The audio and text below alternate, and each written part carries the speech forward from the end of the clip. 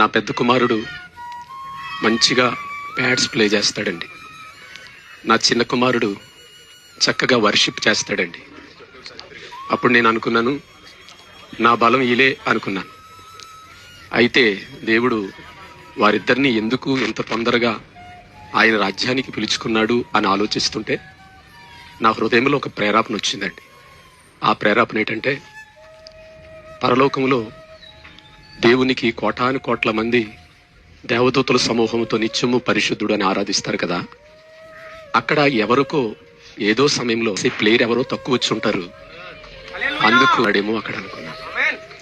అక్కడ ఆయన ఆరాధించే గుంపులో వర్షిపులో ఎవరో తక్కువ వచ్చి ఉంటారు, అందుకే నా చిన్న కుమారుని కూడా తీసుకున్నాడు. నా ఇద్దరు పిల్లల్ని కూడా ఆయన పని కొరకు తీసుకున్నాడు అంటే అంతకన్నా నాకు సంతోషం మరొకటి లేదు.